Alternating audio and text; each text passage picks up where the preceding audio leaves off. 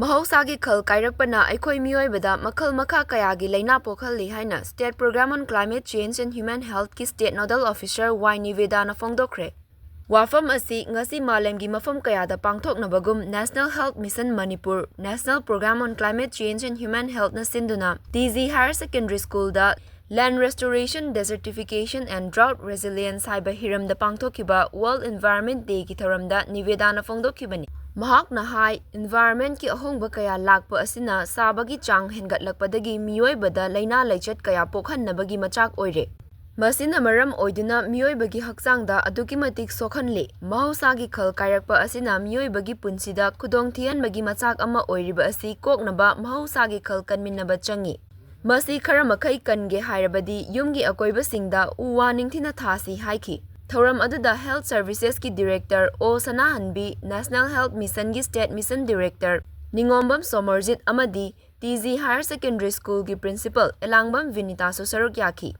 Eikhoigi sagalakpagi changsina miyoibada icham chamba prickly heats kumba sidagina siba yaba heat stroke kumba laina bobo tahonba yawi aduga loina na eikhoigi air pollution ga mari lainana eikhoigi lung cancer gumba in the long run aduga icham chamba allergy dagi chronic obstructive pulmonary diseases dagi non communicable disease targa even stroke kumba bok tahonba yaiba handak khoisaida thokiba ban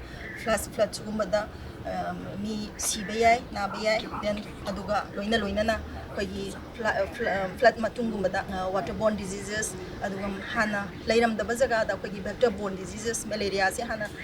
tengnopal area da yam leiramaga atopa jaga da amuk endemic kano shift tawrba was temperature se sagalakpasina maram oiraga dagi dengue gumba se eikhoigi sai valley area da masing se last year dagi yam hengalakpa sumaina climate change sina maram oiraga laina tinada hengalakpa mayam yauriba atop signa mari lainarga eikhoigi national program on climate change and human health and eikhoigi national health mission gi makhada program ama leijai adugi program dugi makhada eikoi ngasi world environment day si observe tawjaman yum gi akoibada uwa sangama thabiba aduga loina na maram icha chadana eikhoigi engine banba gari se thaudoga koicha chatpidaba yam ka hena sizinabidaba haidare yaribe cycle gumba nakpa distance pada khongna chatpa cycle sizinaba sugumba si tawhanjaningi isingumba su yam eikhoigi judicious use haidare sugumba su tawhaningi aduga mai dagi electric appliances gumba fan oiro AC oiro akoina sizinaramaga darkar leitaba matamda muthatpiba sugumba small steps akoina aigi level dagi tawragadi aigi level da individual level family level community level dagi sumaina tawungamagadi I think it will be a great contribution to save this environment.